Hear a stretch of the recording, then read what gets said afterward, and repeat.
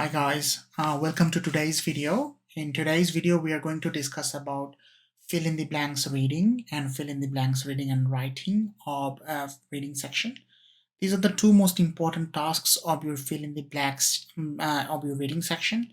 In your reading section, you will get 15 to 20 questions, which you have to answer between 32 to 41 minutes.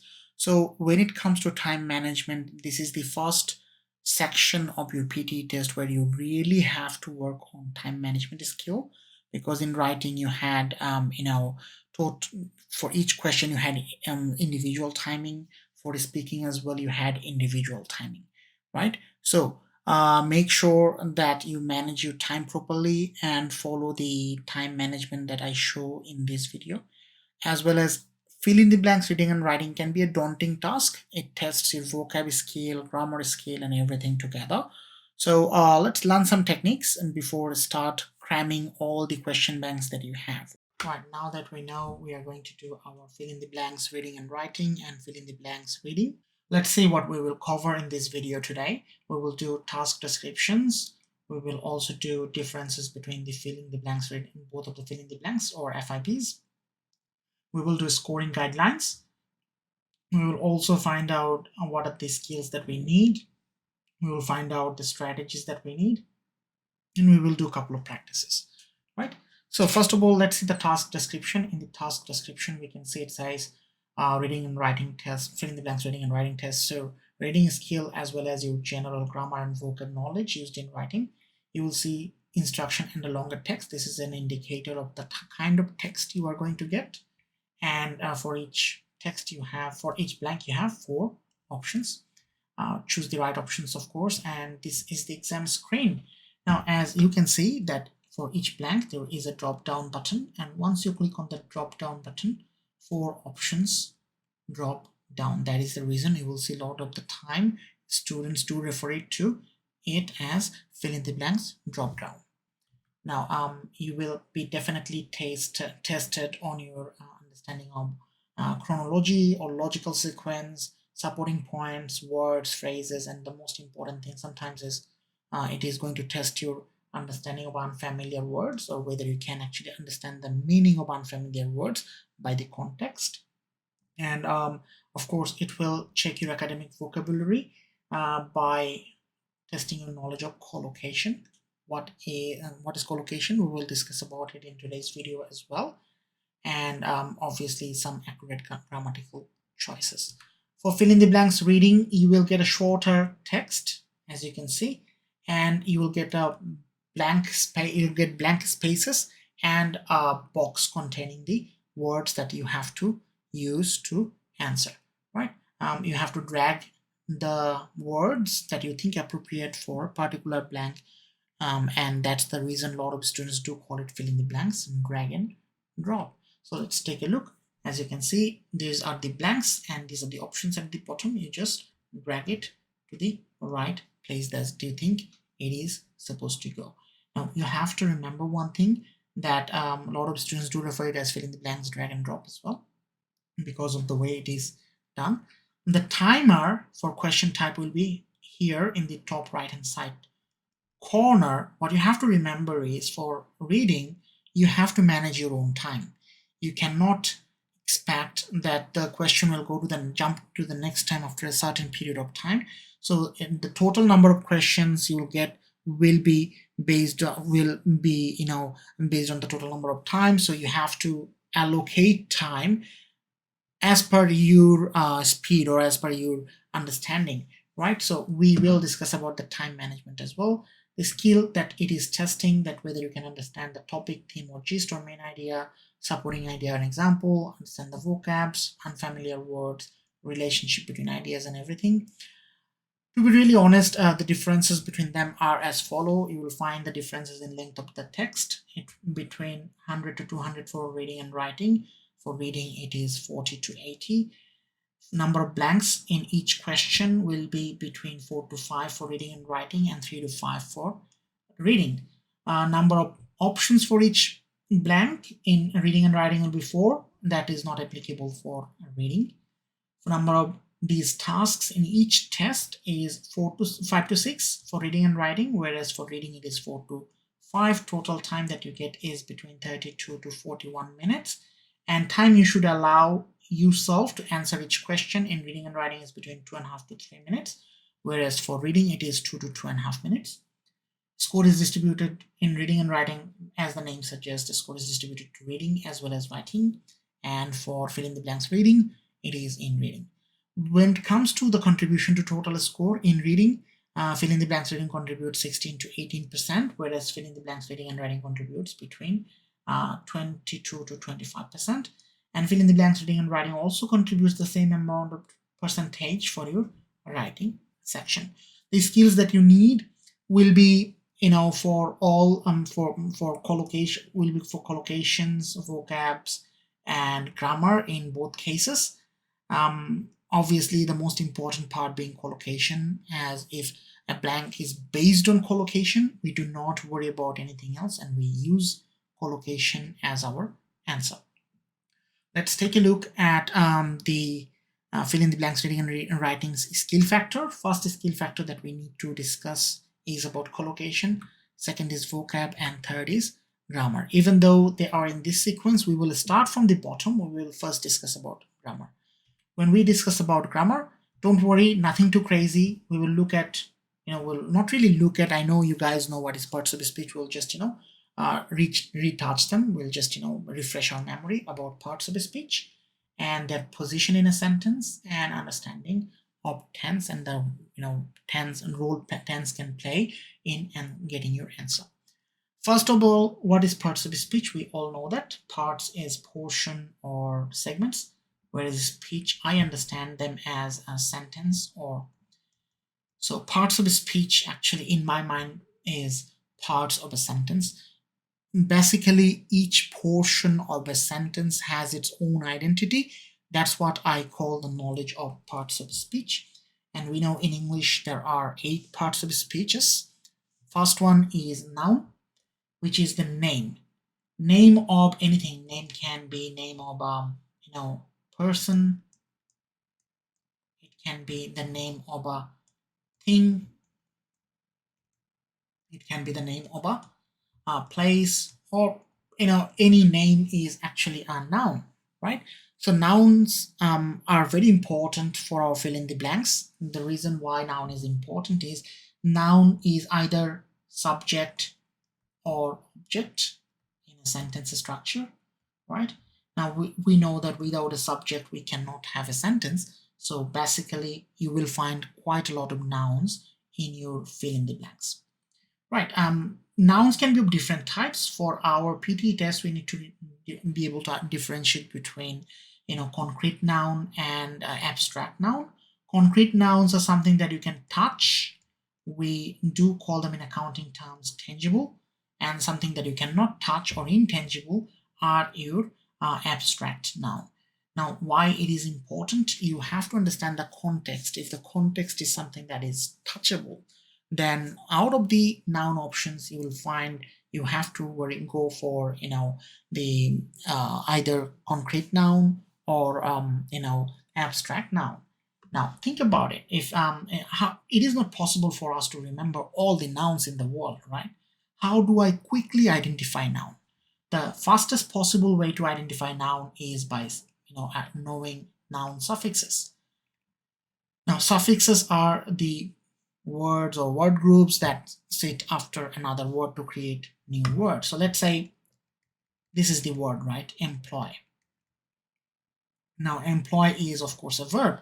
What are the noun suffixes that I can use to make it a noun? So let's say ment is a noun suffix, right? So we quite often use this, employment.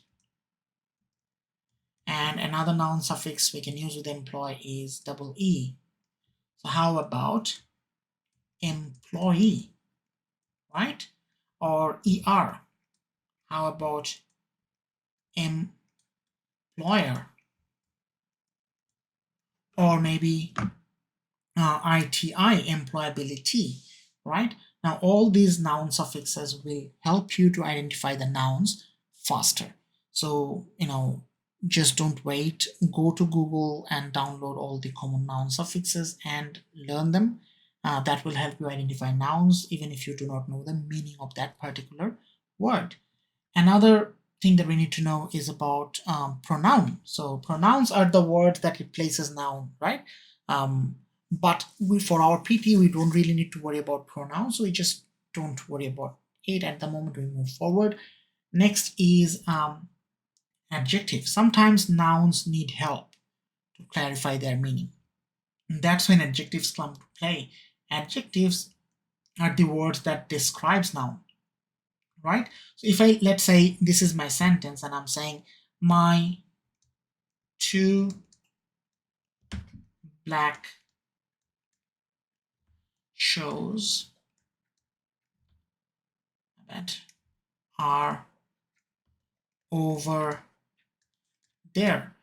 Now think about it. What is it here that modifies my noun? My noun is shoes, right? That is my subject and noun. And if I think of it, black does describe my noun, right? It is description of my shoes. So that is a adjective of description. Then I can see that two is an adjective of quantity, how many. And then I can see my is an adjective of possession, that whose shoes it is, right? And then I can see there is another adjective. In this case, it's a demonstrative adjective. Where are my shoes? There. Now this is the importance of adjective. As you can see that adjective can sit in many places and keep on describing nouns. So that is the reason adjectives are very important for our sentences. Next thing that we need to know is adverb. Now, as we just learned that adjective only modifies noun, what about the rest of the parts of the sentence, right? Who modifies adjective? Who modifies adverb? Or who modifies verb for that matter, right? The job is adjective itself.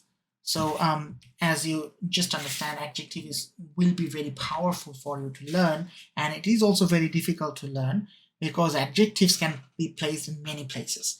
Adverbs can be placed in many places, right? Adverb's job is, adverb can modify almost anything and everything. However, adverb cannot modify the noun.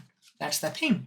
Adverb can, describe a verb, right? How someone does something, right? It sometimes sits after the verb, sometimes part of a verb phrase, and then adjective can sometimes sit right before the verb, and that's adverb of time and place can sit one after another, time first then place, and adverb of frequency sit right before the verb, right? Whereas adverb of degree is can sit sometimes right after the verb, right? And then you have the comment adverb that sits at the beginning of the sentence that comments, right? I'll give you some examples. Let's say it says, Jack runs fast. Here, the fast is describing this runs. How does Jack run? Fast. So in this case, fast is an adverb because it is describing my verb. If I say Jack runs, so it's an adverb, right? So what can modify another adverb? We learned that it is adverb itself. So if I say Jack runs very fast or extremely fast, here this very is giving me more degree of fast. So it is another adverb in this case, right? Or if I say, Jack has a perfect driving record. Now think about it. Jack has a perfect driving record. This is something very positive, right? However, if you just put a word, let's say however here. Now when you say however, you definitely do not mean this as a positive thing. You actually mean it as a negative thing. So this however here is changing the mood of the whole sentence, right? It's a comment. It's technically commenting on the whole sentence, and the whole sentence is changing its meaning from being positive to something negative. That's how powerful adverbs can be, and that's how many, that also tells you that how many adverbs can there be when you are actually reading a sentence, right? Next thing is, of course, verb. Verb is action. Now, whenever a blank is based on verb, we need to be very mindful about the subject-verb agreement, if the subject is singular or plural or not, and we need to be mindful about also the the tense of the sentence, that whether it is single, whether it is present or past or something, right? Let's move forward. Some other question types are some other things that obviously parts of the speech is preposition, conjunction, and interjection. Preposition pre and position. That means positioning before. They normally position themselves before noun and connected with the other part of the sentence. And the conjunction is actually connecting two sentences together, right? Interjection you don't have to worry about. Now, how does this thing help me, right? First of all, in any blank, look for a verb, because without a verb you cannot think of a blank, right? Because verb is the mainstay. So action, look for an action. If you cannot find a verb, that means in the blank you need a verb. Let's say you found the verb. Use that verb as a line to divide the sentences in both parts, right? In two parts. One is before the verb, another one is after the verb. If it is before the verb, if the blank is before the verb, look for a subject. If you look for a subject, right, and if you do not find a subject, that means in the blank you need a noun, because we already learned that noun acts as either subject or object of a sentence, right? Then if you find a noun but the blank is before the noun, then look for an adjective. More than likely it is an adjective, because the noun can be modified by an adjective. If you find an adjective, then look for an adverb, right? More than likely, if you find an adjective and the blank is before the adjective, look for an adverb, because that's what might be missing. Then let's say you have found the adjective or noun or adverb, everything before the verb. Now the blank is actually after the verb. Ask yourself whether the verb answers to who or what. If the verb answers to who or what, you are actually missing an object. And if you're missing an object, then on that case, your answer will be a noun. Your blank needs a noun, because noun is either subject or object, right?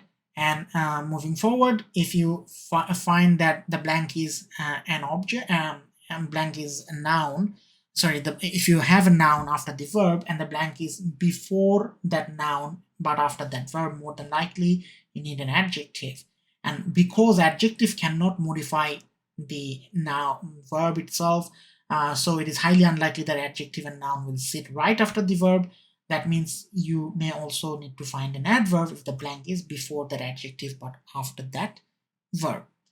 Now, if the object part is not there, or even if the object is there but the blank is not in the object part, remember what can modify verb. Look for an adverb if the blank is after the verb, right? Look for an adverb always. And if you find an adverb, or if you do not find an adverb at all, and after the adverb, or there's no adverb in the place, there may be adverbial phrase, or we call it in short AP, right? An adverbial phrase always starts with a preposition. So let's say after then you found an adverb, and after that there is a preposition, right? That means adverbial phrase is started. Or even maybe there is no adverb at all, but you found a preposition, that means adverbial phrase is started. The definition of adverbial phrase is it starts with a preposition and it ends with a noun, right? So that means after you found out that there is a preposition and after that there is a blank, most likely there is a noun, right? The blank is a noun. Now, if the blank is not a noun, that means you actually found a noun, the blank is between preposition and noun, then look for an adjective.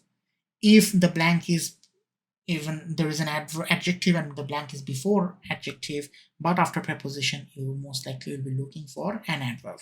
As you can see, your English sentence is quite simply built up with these things. First of all, you're looking for a verb. Without verb, you have nothing.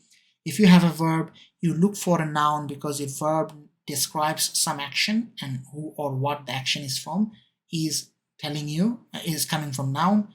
And if you find a noun, look for a description of the noun, which is an adjective. And if you find an adjective, look for a description of the adjective, which can be an adverb. Remember, sometimes you can have a noun phrase and you can have right after noun phrase, you can have a blank right before verb. Sometimes it most likely it is an adverb. The reason is very simple. Adverb of frequency normally sits before a verb, right? Then you have sometimes you have the adverb, you have a blank, and after that there is a comma and there is a whole sentence. This is an adverb that you need, right? Another thing with adverb, that remember, if you have an auxiliary verb and after that there is a blank and after that there is an adjective, and you know that you need an adverb here. Right, so this is how the knowledge of parts of the speech can help us. Let's jump into vocabulary. The knowledge of vocabulary is very important. As you can understand, it is about filling the blanks, right? And you need to find out words for the blank. And of course, word is associated with your vocabulary. Let's take a look at what we have to worry about in vocabulary. First of all, understanding the context. Let's look at this sentence. It says, the 20th century commenced with an unprecedented surge of change within arts. So we're talking about some change within arts. There was a dash in subject matter from the real world of nature and human activity to the inner world of the artist's own mind. So previously, artists used to focus on the real world of nature and human activity. In current era, or after the 20th century, they are looking at their own mind. I can see there is a change, right? The shift here. So obviously my answer here will be shift. The reason is, of course, the change itself is an issue. And also we can see the surge of change in the previous sentence. So this is what we call understanding a context, right? And sometimes vocabulary will come by based on, with the whether you can understand the differences between the similar words, right? Let's say invent and create. What is invent? Invent is something that you actually make out of something that already exists, right? Think about iPhone. iPhone, when it first came, it didn't came out of the blue. It did come from all the technologies that already existed, and what Apple did, or Steve Jobs did, is actually put them together in a better way, in a different way. That's why iPhone is invented. Another thing with invention is you can modify. So iPhone definitely did not stop itself in the first generation. Now it is, I think, the iPhone 12 or 13 is going on, 12 is going on, 13 is coming. So you always know that when we talk about invent, something can be modified, something that already existed, and that existence helped to build something up. Whereas when it comes to create, it is a creative thing. It is something that you do not change or modify. You cannot change because it is not yours. Number one. Number two is it is something totally new. So if you look at these two sentences, you can quite easily understand. In the second one, the hydro ram is an dash. Of course, an indication is an here. When you say an, you cannot use creation. But let's forget about it at the moment. If you look at the sentences, which makes it easier for firemen to get people out of crashed car. So ramming technology has been around for centuries, right?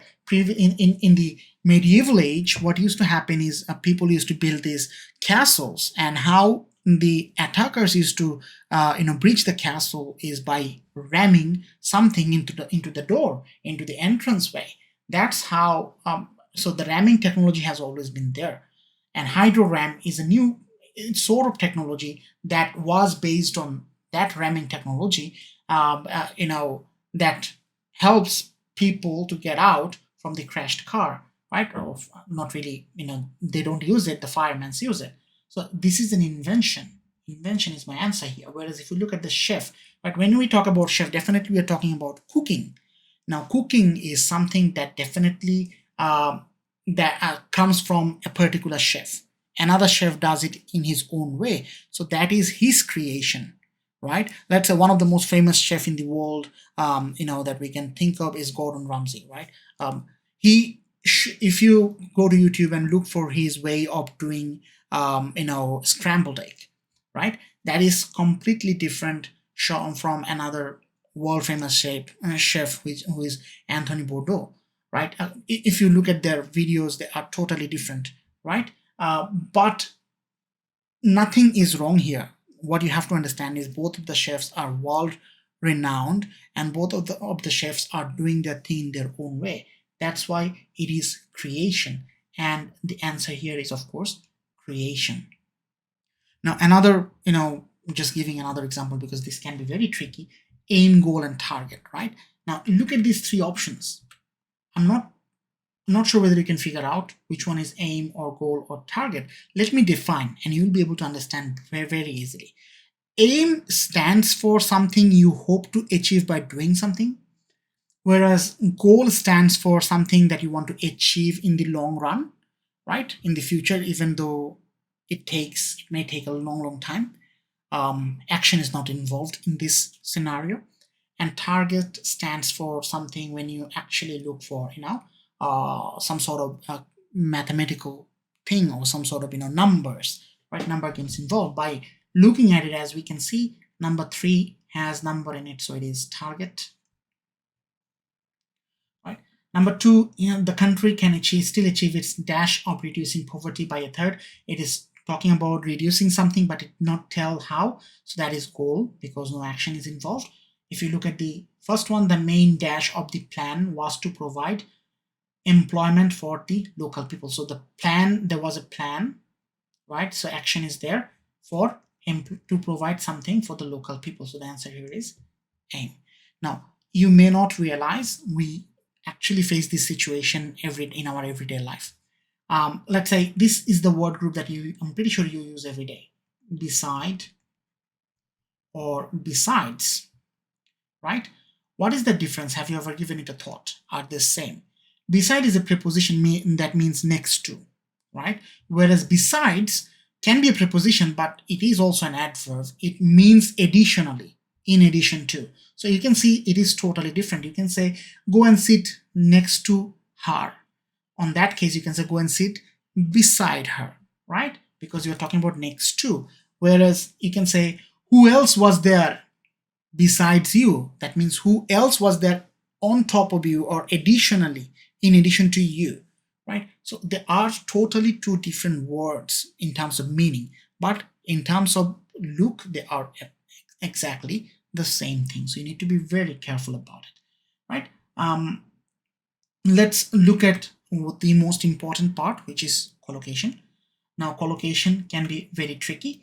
What is collocation, right? Collocation is the way words sit together, right? They sit together naturally. The natural combination of word, something like pay and attention go together. You do not say, give attention, right? Even though that makes, in terms of meaning, if I just look give and attention, they make sense. But we do not do that because naturally they do not go together. This naturally we mean here is mainly the native speakers or native users of the language. So it is pay attention, commit crime, right? Blonde hair. Blonde is golden. You do not say golden colored hair. Heavy rain. You do not say strong rain. You can say strong wind, but not strong rain. You say heavy rain. So you can say, hey, I'm not measuring rain, right? I cannot, put it in a bucket. All the rains, I do not put it in a bucket and put it in a weight machine and do not measure how many kilograms of rain is there. But the collocation here is heavy and rain. Sometimes these collocations make sense. Sometimes they do not make sense, but they are what they are, right? Easiest way to learn collocation is when you read, you identify them. Let's take a look at this particular paragraph. It says, the government today announced its intentions to stimulate growth in the Southwest by allocating a large part of its development budget to industrial projects in the area. Roger Middle, who chaired the committee working on this scheme, said the local government welcomed the decision, which should generate more business for local firms. They appreciate that their area has many unique selling points for businesses and their employees and feel that development will pay dividends for everyone living and working in the area. Now, if you read it, what do you think are the words? Think about it, what logically makes sense, right? One of the things that makes sense in my mind is stimulate growth. you all might be thinking the same thing. And also another thing is allocating budget. Another thing that actually is shared committee or chairing the committee. And another thing that actually comes, I think, in my mind is generate business, right? Another thing is selling points or unique selling points. This is collocation. These are the collocations that I found. Maybe I'm right, maybe I'm wrong, right? Yeah, these are the collocations. So did you find more than me? It can absolutely happen. And yes, you will also be right. I mean, you can easily say development budget is a collocation. Even though it's not listed in the dictionary, we use it all the time, right? So this actually makes it a collocation. That's the reason it is very difficult to memorize all the collocation. Memorize, just try to memorize in collocation will not be enough for you, right? Let's see. Let's learn a thing or two about collocation. Most of the collocations, everyday collocations that you use are with everyday verbs. These are the verbs we use every day, most of the time, like do, make, get, give, have, right? You might have used this a lot. Do a favor, right? Or do my best, or do your best. Right? Do best is the collocation here. Making mistake. Quite often I've found a lot of students do use this term, do a mistake. That is not right. You should say make a mistake. Another thing that students say, make a choice, or not do a choice. Or and then you have get confused or get stuck, right? In the same way, give a choice, or give a hand. And in the same way, you have a problem and have a dispute. All these things are important for us. All these collocations that we use every day. You might not have thought it so far, but you should think from now on that, hey, is this a collocation? And if you think that it is being used over and over again by the native speakers, yes, more than likely it is a collocation. And collocations do not actually break the grammatical norm. They follow the grammatical norm. One of the most commonly used collocation norm is verb plus noun. We know that verb plus noun can sit together, like, verb followed by noun is object, right? So like draw up a list. Draw up a list. It is about making a list. Now, what's the problem with saying making a list? There's no problem with that. However, draw up a list is more academic, right? And remember, you are taking an academic test, and fill in the blanks reading and writing especially is testing your academic vocab. That's the reason collocation plays such a huge role, right? Now, look at here. I use the word huge role, not big role, right? Nothing wrong with big role, but huge role is more colloquially appropriate. In the same way, like withstand the impact, right? Then you have this noun plus verb situation, like opportunity arise, that you can say, or you can also say standard slip. So noun is a standard, slip is the verb here. And then you have the noun plus noun. Noun plus noun normally get connected with word like preposition like ob. I can say a slight pang of nostalgia, that feeling nostalgic, right? So you can see how the whole situation changes just by saying feeling nostalgic.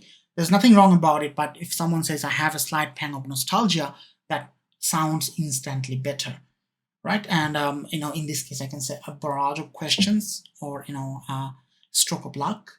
And then another common collocation pair is adjective and noun, and we know grammatically they also agree with each other. Adjective sits first, noun sits later. So idle, threat, and then you can also talk about mounting concerns, right? And then also think about collocations with adverb plus adjective. We know that adverbs sit with adjective, or adverb modifies adjective. So intensely personal, I can say, right? Intensely is my adverb, personal is my adjective, and then I can also say stunningly attractive, right?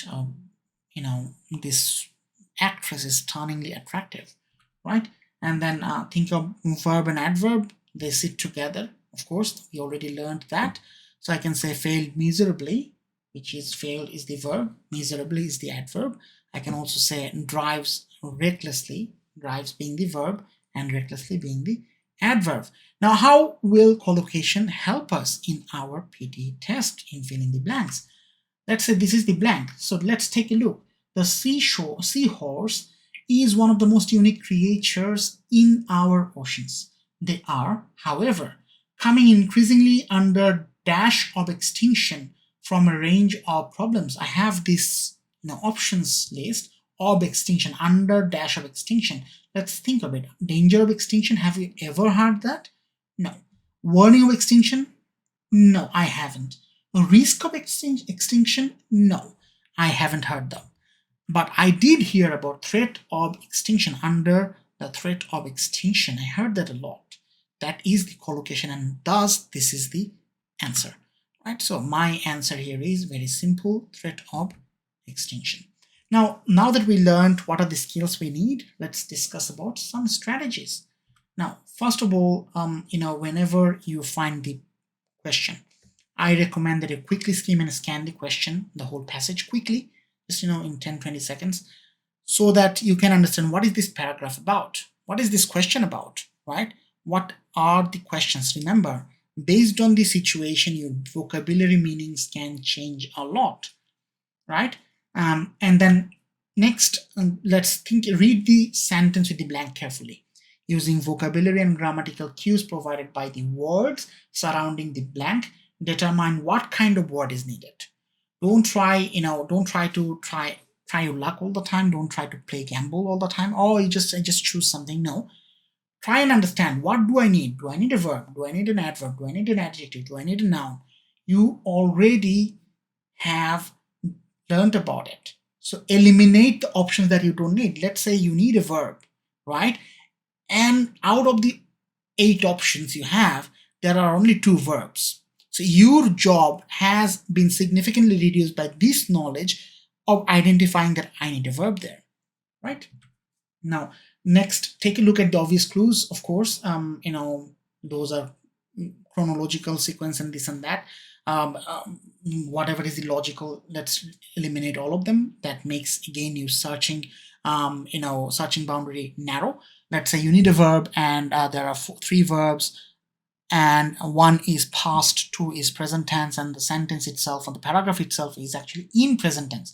So there's no point for you to try and keep that past tense there. That has to go, right?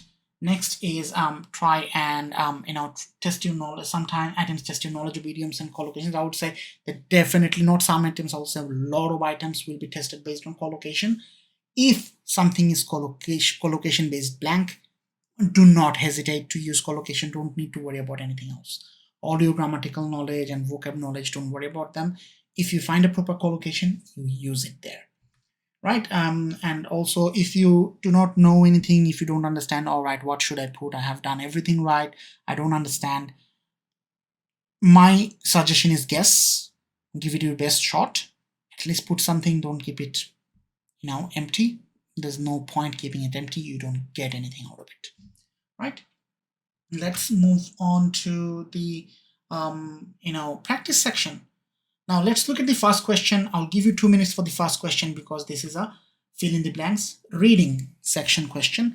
Your 2 minutes starts now. After that, I will try and answer with you as well. 2 minutes starting now.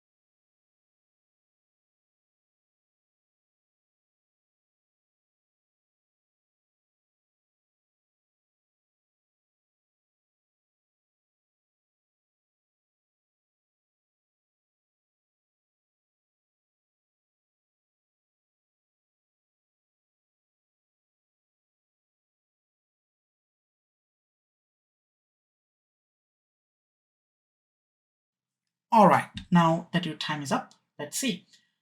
In China's modern day economic history, the open door policy prefers. So I can say that in a quick glance, I can understand it is about China's economic policy.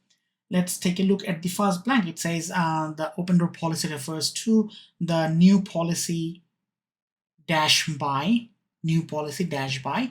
So let's take a look at, I need a verb here, that is for sure, because I can see the new policy. After that, there is no verb. There's nothing that actually defines the, gives me the action of that verb, right? So I need a verb here. If I look at the options, I have announced, I have shifted, I have submitted, I have boost.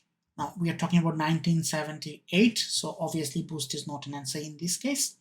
My answer is either submitted or shifted or announced, but I don't really need to work so hard because announced by is actually a phrasal verb, or you can say collocation in this case. So my answer for first one is announced. The second one, special economic zones were set up in 1980 in his dash that in order to modernize China's industry and dash. So let's stop right here. Let's say in his dash. So definitely I need a noun here because I have a noun phrase. So I need to find a noun, and the options that give me noun is one is belief, that's a noun. Then I have balance, that's a noun. I have illusion, that's a noun, right? Sorry, I have illusion, that's a noun. Now think about it. This in this particular case, Mr. Deng Xiaoping's thing is already kind of realized. You can understand that it is about past tense, so there's nothing to have illusion about, right? Balance doesn't make sense at all here, right? So the answer will, obvious answer will be belief in this particular case. Now let's look at the next one, to modernize China's industry, to modernize China's industry and dash its economic policy. This and here is the joiner, and I have two clauses that I'm joining here.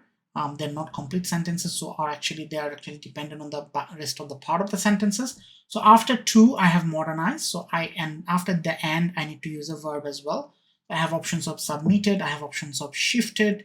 I've already used announced, so it's gone. I have options of boost. Now, if I look at it, after to, I used the present form of the verb because to is infinity, right? So after to, I used the present form, or the the first form of the verb, if you want to say, right? So after blank, after and in the blank, I actually need the same type of verb to maintain parallelism. So I will answer this with boost. Next is, if I look at it, Chinese economic policy, then dash. Chinese economic policy is the subject here, and then dash, to encouraging and supporting. I found a lot of things. I found the subject. I found to encouraging. So this is the gerund and supporting. So I actually need a verb here. I can see pretty easily. So my option is submitted. My option is shifted. Now submitted or submit is used in cases where you actually accept something, right? You actually accept the dominance of something. So in this case, there's nothing like that. As we can see, supporting foreign trades and investment. So basically, Chinese economic policy has, in this case, shifted, because obviously previously they didn't have open door. Now they have open door, as this paragraph indicates. So this is my next answer. And if I keep on moving, it says it is the turning point in China economic fortune that dash started China, that dash started fortune, that dash started China. What do you think is the answer? Truly started China on the path. Truly started something on the path is a collocation. So my answer here is truly. Right? So this is my question 1. Let's do another one. Let's do this time a fill in the blanks reading and writing. That's my question 2 for the day, and I'm giving you 2.5 minutes for that.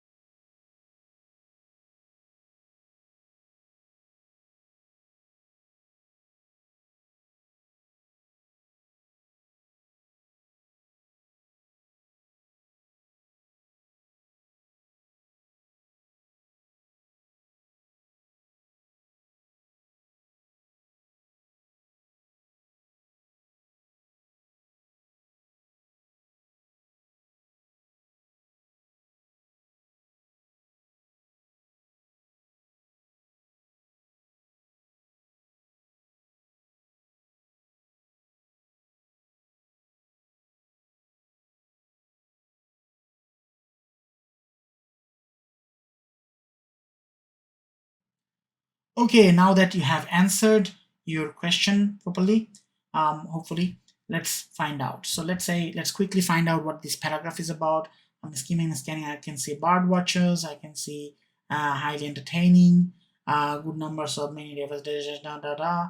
And definitely we're talking about birds and bird watchers, right? So basically, what bird watchers are trying to do is, they watch birds. Of course, they watch birds migrate from one place to another, and they, according to the paragraph, it is entertaining.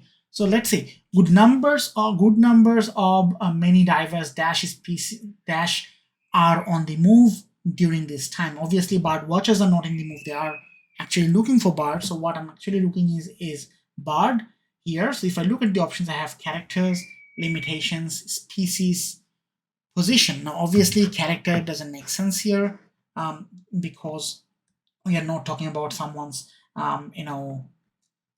character or someone's the someone's quality, right? So this cannot be my answer. um, Limitation is again no, and species goes with birds. This word goes with birds, very simple. Birds, obviously you cannot have one singular bird, there are different types of birds, so that's your birds species. Next is dash southward from northward, northern breeding. So you can see they are moving, and from south to north. If I look at these two, I can easily say they're not definitely staying or eating or leaving. They are traveling. This is my answer here. Now, next one is Rio Grande and the corridor of relatively green. Even if I haven't read the whole thing, I can see it has green, and green doesn't go with inventory or haze or herald. It goes with vegetation. So that's a collocation here. That's your answer. And moving forward, unless a desert play along, um, away happens to catch their eye and dash them. I don't really understand what that is. I need to read the whole sentence.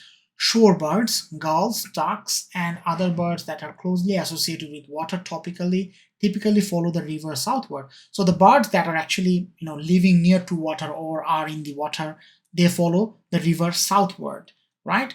Unless a desert play along, that means a desert comes in the middle, and on the way happen to catch their eye. So if the desert comes in the middle and happen to catch their eye and dash them, and then what does it do? So basically they normally go southward.